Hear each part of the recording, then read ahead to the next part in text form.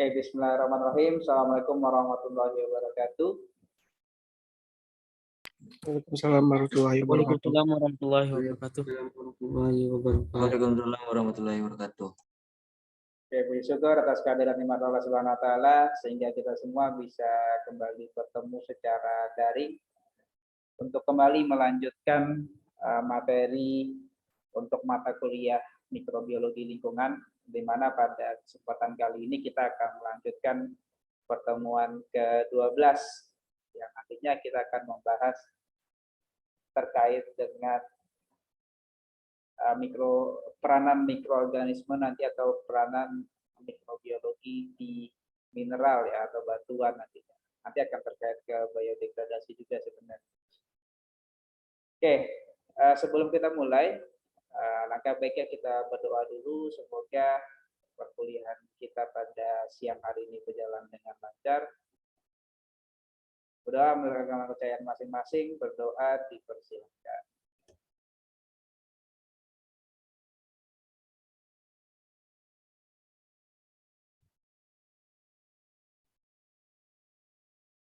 Doa selesai. Di awal seperti biasa kita sedikit review terkait dengan apa yang kita bahas pada minggu lalu.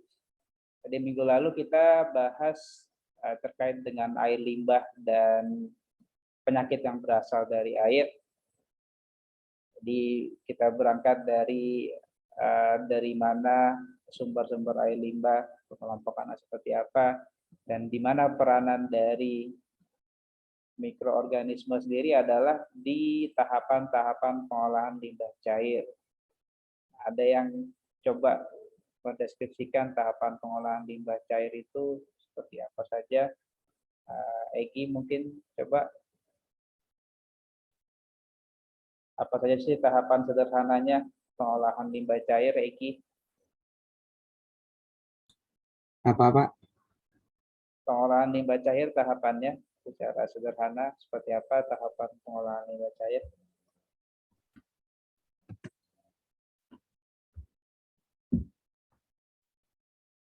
Nggak ingat lagi, Pak. Ari Farhan mungkin coba. Ada Ari?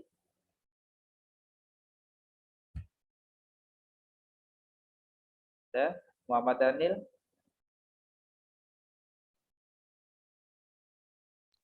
Ya, Pak. Apa yang diingat tahapan dari pengolahan limbah cair yang dimana di dalamnya ada pelibatan mikroorganisme? Iya, Pak, yang ada tahap primer itu, Pak. Ya, Primer, sekunder. ada tahapan dari tahapan primer. Tahapan primer itu apa? Rizky Jeratul.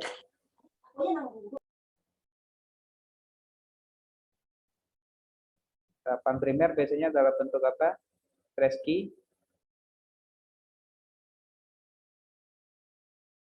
Ada? Iya, Pak.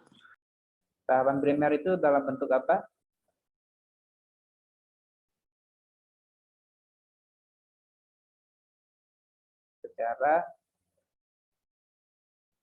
Tahapan primer itu secara fisik.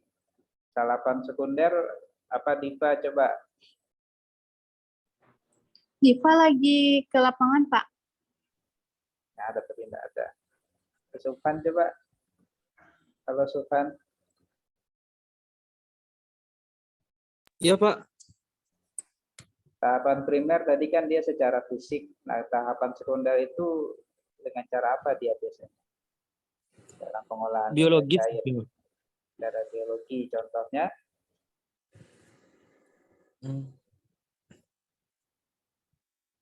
Mikroorganisme, Pak. Contohnya diapakan maksudnya?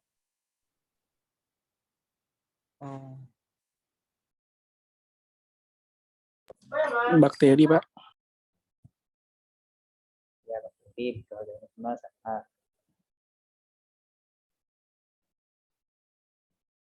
Secara biologi itu maksudnya dia melakukan penguraian kan. Jadi di tahapan sekunder itu baik dia dilakukan secara anaerob tanpa adanya oksigen atau secara aerob dengan adanya oksigen, itu kita memanfaatkan mikroorganisme untuk melakukan penguraian limbah cair. Baru nanti ditutup dengan pengolahan tersiernya. Tersier nanti bisa kombinasi fisika kimia atau mungkin bisa menggunakan biologi lagi, yang biasanya ini sudah dalam bentuk tahap airnya itu kita ingin mendapatkan air yang jernih ya, untuk air minum atau air bersih ya. Jadi tahapannya itu kan nanti kita akan gunakan biasanya itu deactivated sludge sama drinking filter. Activated sludge ada yang masih ingat enggak? Activated sludge itu maksudnya apa? Rian ada Rian? Rian? Sudah? Lupa? Sludge? Yurike?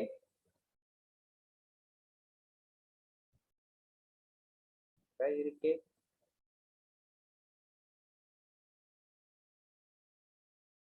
Ya. Seperti selas itu kita memanfaatkan apa? Ada ingat enggak?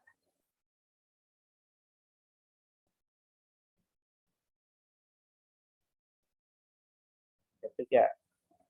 Lagi. Ada perbedaan nanti, perbedaan pemanfaatan antara activated sludge dengan drinking filter dan bagaimana cara pembentukan vlog. Tolong nanti coba dipahami lagi, dibaca-baca lagi. Kemudian minggu lalu juga kita bahas terkait dengan sanitasi air. Jadi kita berbicara terkait dengan pencemaran yang berasal dari air, yang dalam hal ini adalah penggunaan atau pemanfaatan air minum. Di mana untuk air minum kita nanti mengenal ada beberapa pengujian untuk sanitasi air. Pak, maaf Pak. Coliform, ya. Suara Bapak pecah-pecah Pak, bergema Pak. Kurang jelas Pak.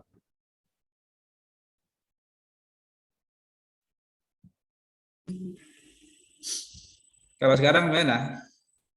Jelas Pak. Oke, saya lanjut lagi. Jadi dalam penetapan dalam kita pemanfaatan air minum, kita biasanya melakukan pengujian kualitas di mana kita melakukan analisis sanitasi air. Jadi seperti coliform, fecal coliform, kemudian pH test, ada membran filter, dan ada lagi beberapa teknik-teknik perhitungan yang pada dasarnya coliform, membran filter itu merupakan beberapa teknik atau metode untuk kita melakukan pengukuran pertumbuhan mikroorganisme. Jadi kita menghitung berapa jumlah suatu jenis mikroorganisme, di mana biasanya mikroorganisme ini mikroorganisme patogen yang kita jadikan sebagai patokan. Jadi seperti halnya di coliform, fecal coliform, jadi kita menghitung keberadaan dari mikroorganisme yang berasal dari kelompok coliform. Kenapa yang tidak coliform? Nah, ini karena biasanya di dalam kelompok ini kelompok-kelompok bakteri enterobakter atau bakteri yang berada di usus yang menjadi salah satu viral yang membawa patogen yang berbahaya. Oke, itu saja mungkin sebagai pengantar. Saya akan coba share screen saja.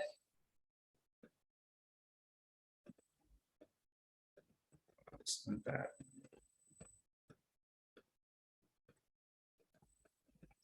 Untuk tugasnya beberapa sudah ada yang mengumpulkan, ada yang masih bingung dengan jawabannya kah? Atau sudah oke semua? Ada 3 pertanyaan kemarin.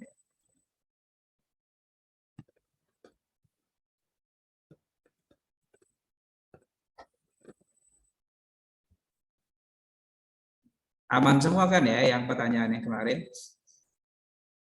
Yang tugas mandirinya? Nggak ada kendala apa-apa kan ya?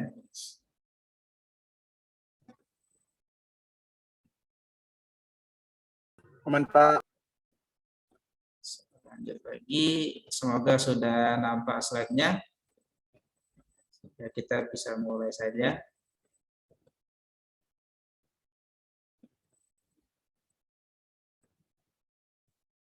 Oke, pada kesempatan siang hari ini, saya akan melanjutkan pembahasan kita terkait dengan aplikasi dari mikrobiologi atau aplikasi mikroorganisme.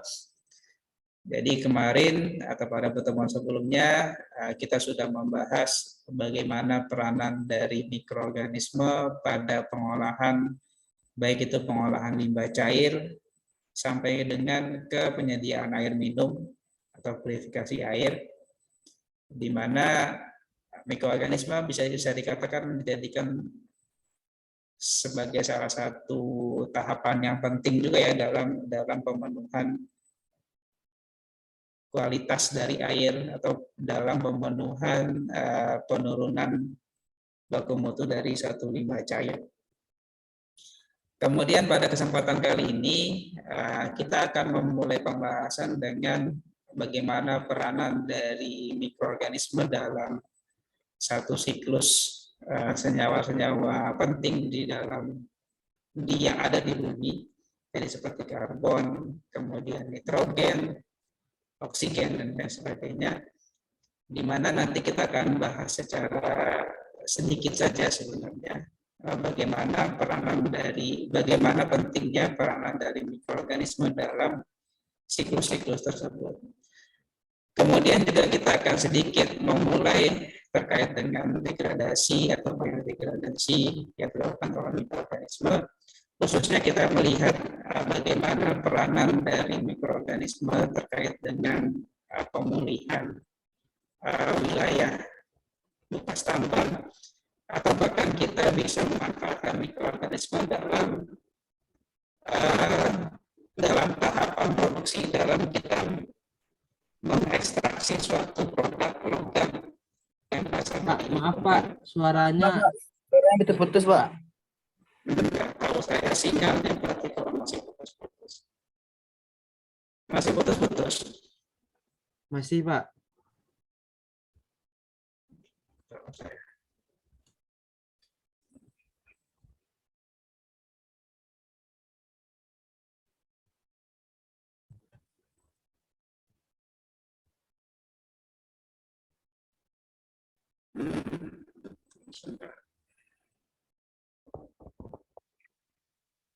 Oke.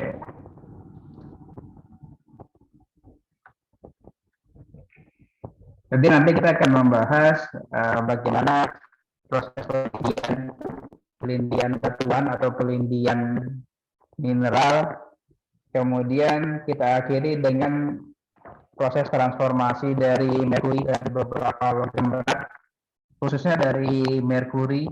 Jadi bagaimana peranan dari mikroorganisme dalam proses biodegradasi dari merkuri. Oke, siklus nutrien atau siklus nutrisi ini sebenarnya dijalankan atau dilakukan oleh kedua organisme yang bisa dikatakan mikroorganisme sampai dengan yang makroorganisme. Jadi keduanya memiliki peranan dalam keberhasilan atau kelangsungan dari siklus nutrien itu sendiri. Tapi memang pada dasarnya aktivitas dari mikrob atau mikroorganisme ini yang masih lebih dominan dibandingkan dengan makroorganisme. Kalau bisa kita rangkum nantinya siklus nutrien ini kita bisa lihat mulai dari siklus karbon. Jadi diantaranya ada karbon dioksida dan metan di dalamnya. Kemudian ada siklus nitrogen. Siklus nitrogen di sini yang berupa nitrifikasi, denitrifikasi, anamoks, dan fiksasi nitrogen. Kemudian untuk yang sulfur ada hidrogen sulfida dan reduksi sulfat. Kemudian yang besi ada ferros, ferik, dan ada proses redoks di dalamnya, oksidasi kemoletrofik, reduksi sampai dengan respirasi anaerob. Kemudian juga ada beberapa nutrien-nutrien lain seperti fosfor, kalsium, dan silika. Jadi kita akan bahas sedikit saja untuk masing-masing siklus. Ini gambaran untuk siklus redoks dari karbon. Jadi yang warna kuning di sini adalah yang menunjukkan reaksi oksidasi, sedangkan yang merah ini reaksi reduksinya. Jadi oksidasi ini yang dari senyawa organik diurai menjadi karbon dioksida, sedangkan yang reduksi itu yang kebalikannya, dari karbon dioksida menjadi satu senyawa organik. Jadi masing-masing ada keterlibatan dari mikroorganisme dalamnya. Sedangkan yang di gambar sebelahnya di sampingnya ini, di sini menunjukkan siklus yang berdampingan antara karbon dioksida dan nitrogen. Jadi ketika proses pengubahan karbon dioksida menjadi senyawa organik atau karbon organik, maka akan ada keterlibatan fiksasi nitrogen di dalamnya. Jadi ada nitrifikasi yang ikut terlibat juga dalam siklus karbon.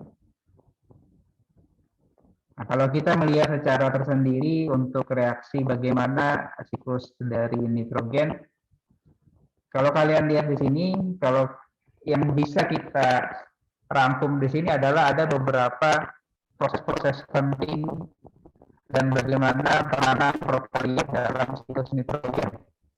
Jadi kalau kita coba ringkas untuk nitrogen, ada proses penting yang pertama adalah nitrifikasi, kemudian nitrifikasi, fiksasi yang kedua, amonifikasi dan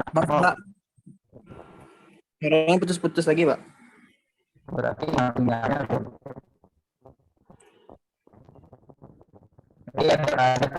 ada kelima proses di sini yang menjadi proses kunci terkait dengan siklus nitrogen. Jadi masing-masing kalau kalian coba lihat di sini ada contoh organismenya atau mikroorganismenya. Jadi masing-masing spesifik, ada yang untuk nitrifikasi adalah nitrosomonas, nitrobakter. Jadi masing-masing ada peranan secara tersendiri. Kemudian yang berikutnya ini untuk siklus sulfur, di mana kunci atau proses-proses kuncinya mulai dari pembentukan sulfur oksida, kemudian reduksi dari sulfat, reduksi dari sulfur, sampai desulfilation. Kemudian di sini ada siklus dari logam atau iron atau ferric,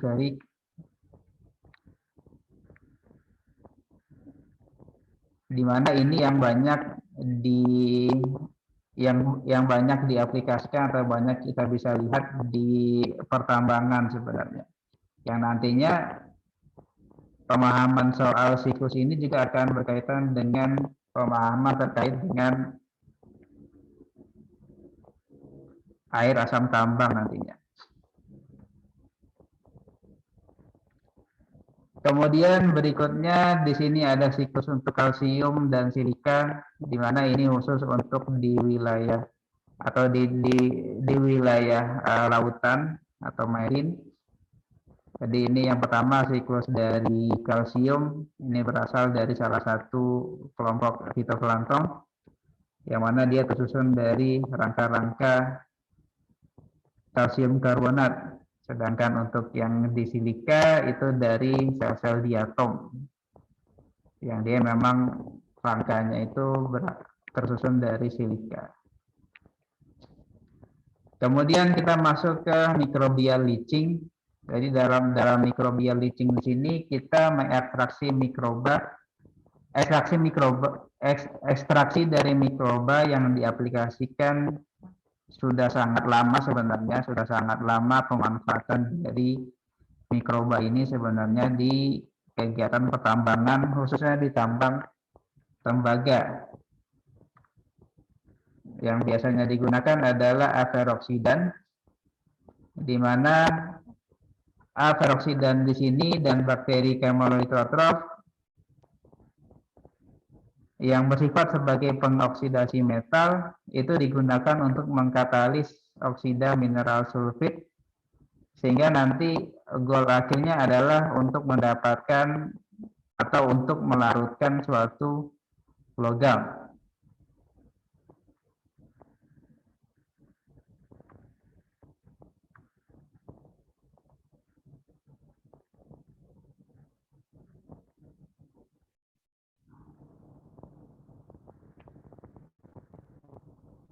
Kemudian dalam proses oksidasi di sini, kemudahan dari proses oksidasi akan beragam untuk berbagai macam jenis mineral yang berbeda.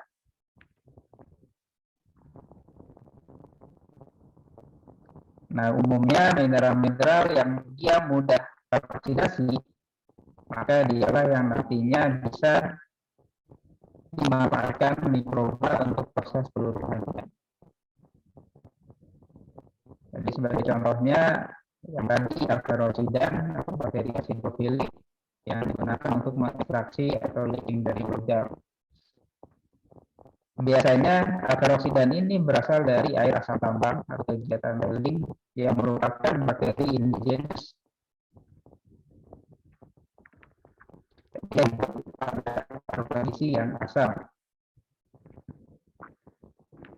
Nah, leaching sendiri bisa dilakukan dengan dua cara nantinya. Akan ada yang pertama ini ada direct bioleaching, di mana oksidasi bakteri menggunakan tembaga sulfat larut yang nanti baru dikumpulkan untuk ekstraksi tembaga. Kemudian untuk yang indirect bioleaching, peroksidannya sebagai melakukan oksidasi besi menjadi besi sulfat, yang ini bisa dilakukan daur ulang pada tiling. Jadi nanti sisa dari proses menjadi besi sulfat akan digunakan lagi peroksidan sisanya. Kemudian peroksidan sendiri dia memiliki toleransi yang tinggi terhadap ion logam, sehingga dia banyak digunakan untuk ekstraksi dari logam tembaga khususnya. Kemudian beberapa logam dengan kadar rendah yang dimasukkan ke dalam kolam peluruhan, kemudian larutan asam sulfat encer akan meresap melalui kolam. Jadi ini, maaf, ini maksudnya proses dari ekstraksi menggunakan mikroba, ekstraksi logam menggunakan mikroba. Jadi biji-biji logam dengan kadar yang rendah dimasukkan ke dalam kolam peluruhan. Kemudian di dalam kolam tadi ditambahkan larutan asam sulfat encer.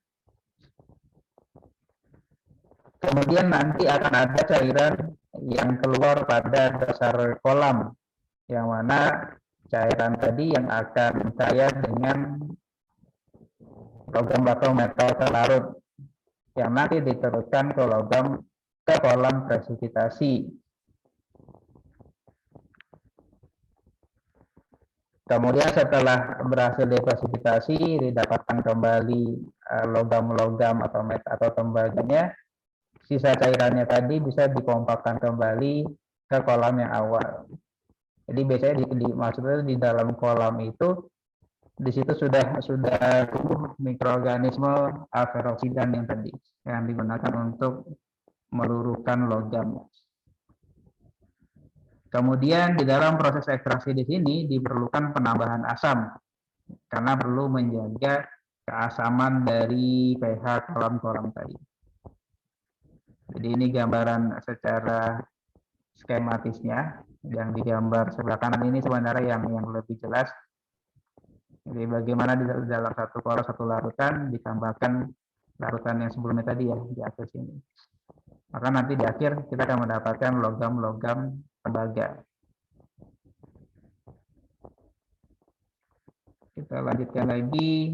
Kemudian untuk proses ekstraksi sendiri selain di tembaga, itu juga bisa dimanfaatkan untuk uranium dan emas, di mana peluruhan emas sendiri dikatakan dilakukan pada tangki bioreaktor kecil. Teknik tersebut berdampak lebih rendah terhadap lingkungan karena dengan penggunaan ekstraksi mikroba di sini senyawa toksik potensialnya dapat dihilangkan. Kemudian bakteri dapat dimanfaatkan untuk mereduksi uranium pada tanah, di mana dia bisa berinteraksi bersama dengan senyawa organik dan hidrogen. Sehingga kita mengenal nanti ada biometalurgi. Di sini suatu bentuk konversi insoluble. Jadi dia bisa lebih murah, tapi memang proses dari untuk mendapatkan senyawa logamnya ini akan lebih lama karena Di sini sebagai contohnya bisa dilakukan selama 1 tahun lamanya. Kemudian berdasarkan pengaplikasian mikroorganisme, kita juga mengenal ada biodesulfurization. Jadi bakteri sulfur oksida yang nantinya bisa menyisipkan sulfur pada batu bara sebelum dibakar. Kemudian terakhir terkait dengan transformasi merkuri. Jadi merkuri sebagai salah satu logam beracun selain timbal, arsen, dan selenium. Jadi merkuri di sini merupakan hasil transformasi mikrobial beberapa ragam spesies Hg yang membantu detoksifikasi beberapa bentuk yang sangat beracun. Jadi bentuk pertama dari Hg di atmosfer adalah merkuri elemental yang bersifat volatil, yang dia bisa berubah menjadi ion merkuri atau Hg2+ yang teroksidasi secara fitokimia. Di perairan umumnya dalam bentuk ion merkuri atau Hg2+. Nah, merkuri ini yang nantinya mudah masuk melalui kulit dan dia bisa bersifat neurotoksin bagi hewan, khususnya ketika dia berada dalam bentuk metil merkuri. Jadi metil merkuri yang larut dia dapat terkonsentrasi pada rantai makanan, kemudian terakumulasi pada ikan, khususnya di jaringan otot, yang nantinya dia bisa 100 kali lebih berbahaya dibandingkan dengan HGO dan Hg2+. Ketika nanti dikonsumsi oleh manusia, ini dapat menyebabkan kerusakan hati dan jantung manusia ataupun hewan lainnya. Untuk transformasi merkuri, bakteri gram positif dan negatif dapat mengubah Hg menjadi bentuk non-beracunnya atau yang setidaknya tidak lebih beracun dari bentuk yang sebelumnya. Enzim organomerkurilase dia mendegradasi yang nantinya yang mana kerja dari enzim di sini akan berkaitan dengan enzim merkuric reductase.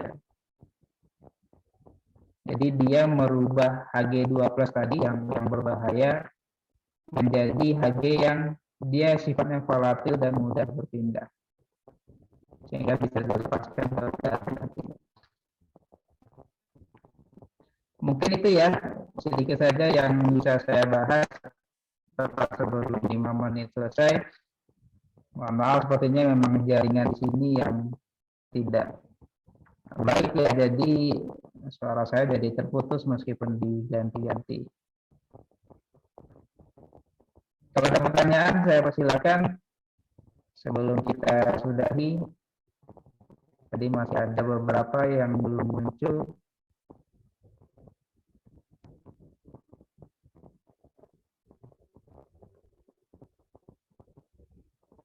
Jika ingin bertanya, saya persilakan. Kalau tidak ada, saya berikan pertanyaan di 4 menit terakhir ini. Silakan dicatat terlebih dahulu pertanyaannya untuk nanti dijawab.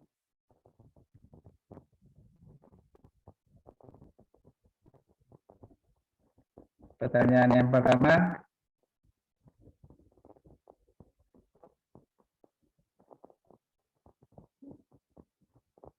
Yang pertama, sebutkan 3 proses utama dari siklus nitrogen yang dilakukan oleh mikroorganisme. Pertanyaan yang pertama, sebutkan 3 proses kunci atau proses utama siklus nitrogen yang dilakukan oleh mikroorganisme. Prosesnya ya. Jadi yang pertama sebutkan 3 proses kunci atau 3 proses utama mikroorganisme pada siklus nitrogen.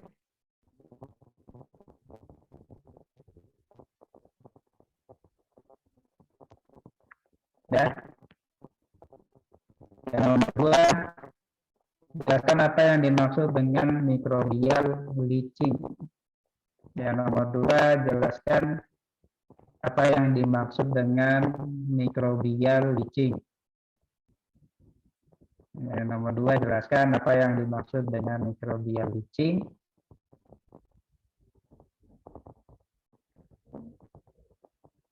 Nomor 3,